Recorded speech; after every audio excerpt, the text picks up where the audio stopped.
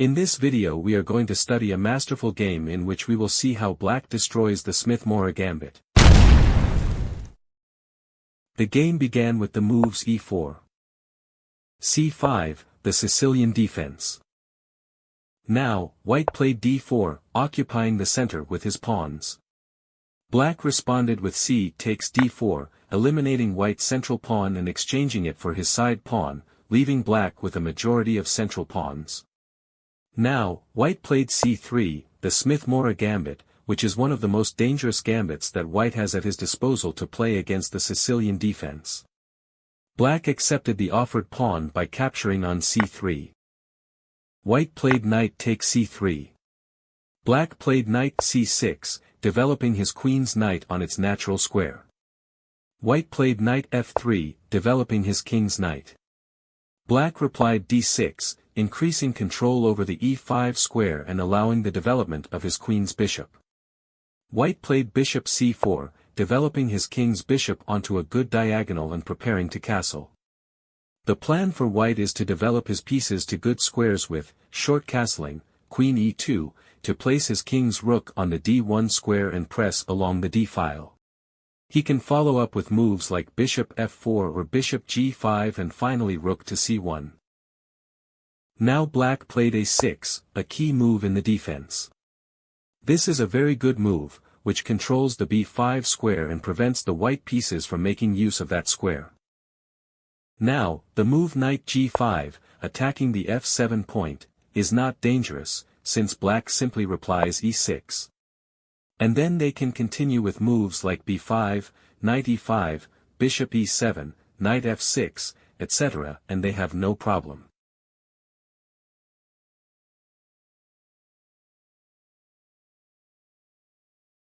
After the move a6, White castled short. Black played knight f6, developing his king's knight and keeping the path open for his queen bishop to develop easily. For example, if White now plays queen e2, Black can respond with bishop g4, developing his bishop and pinning the opponent's knight. And Black would have a very good game, as we saw in the previous video.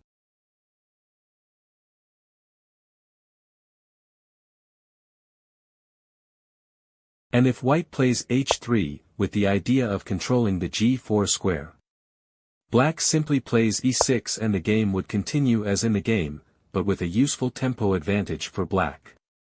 Black will be able to continue with moves like bishop e7, short castling, b5, etc. and has very good play.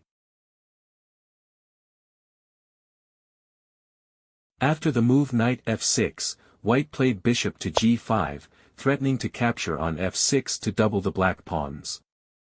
Now, the move bishop g4 would be a mistake, since White plays queen b3, with the double threat on f7 and b7 and wins. After the move bishop g5, Black played e6, blocking the action of the bishop on c4 and avoiding being left with doubled pawns.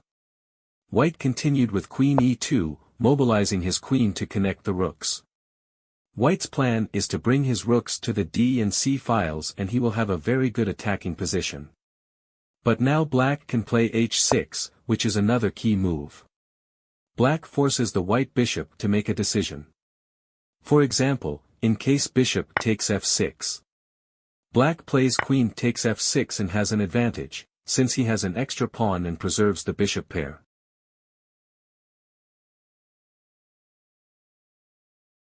After the move h6, in the game, White moved his bishop back to the h4 square.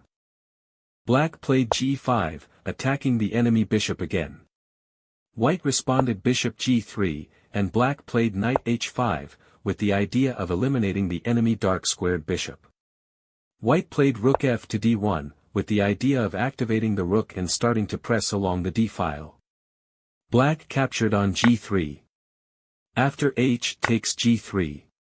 Black played g4, attacking on the kingside. One of the secrets to successfully fighting against the Smith-Morra Gambit is to play on the attack. So, Black wants to attack and seize the initiative. White played knight e1, to defend his knight. Black replied knight e5, centralizing his knight and attacking the enemy bishop. White played bishop b3, to keep his bishop alive.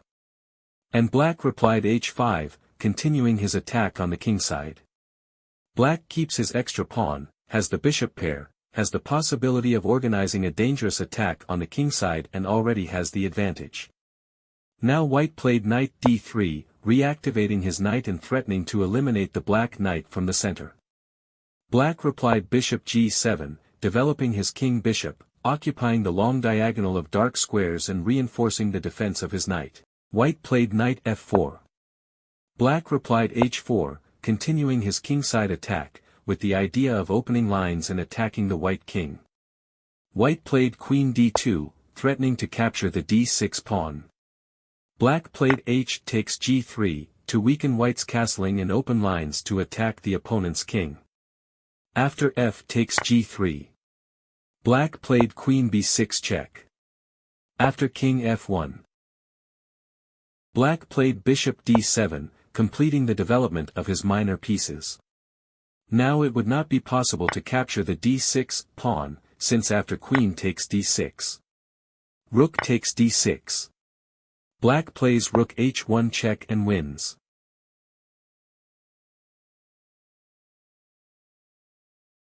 In the game, after the move bishop d7, white played rook a to c1. Black answered rook d8. It is still not possible to capture the d6 pawn, since in case of queen takes d6. Black would answer bishop b5 check and then capture the white queen and win.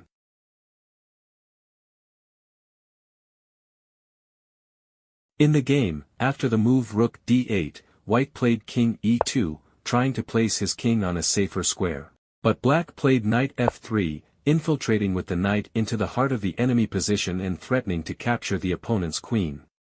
It is not possible to capture the knight because it would follow rook h2 check and black wins.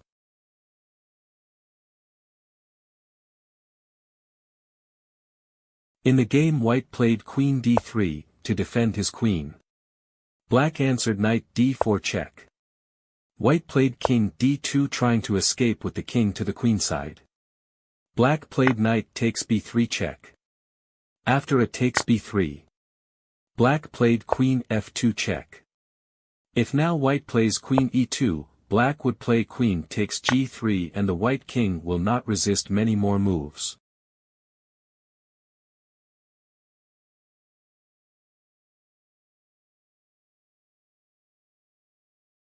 And if white defends himself from the check with knight f to e3, black answers bishop h6 check and wins material. In the game, after the queen's check on f2, white defended himself with knight c to e2. Black played bishop e5, incorporating the bishop into the attack and threatening to capture the opponent's queen. White played queen e3, with the idea of exchanging queens and trying to repel the attack. The game continued queen takes e3 check. King takes e3. And now black played e5, with the idea of diverting white's knight. After knight d5. Black played bishop h6 check and is going to win the exchange. The game continued king f2. Bishop takes c1. Rook takes c1. Black played bishop c6, blocking the c-file and attacking the white knight in the center. White played knight e to c3, to reinforce the defense of his centralized knight. Black played king d7, to connect the rooks.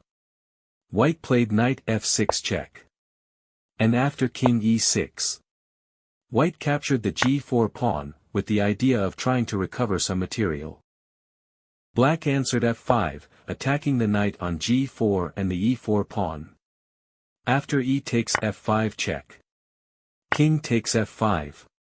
White played knight e3 check. Black answered king e6. Black has obtained two passed pawns in the center that are now ready to advance. White played g4. Black answered d5, starting to advance with his central pawns.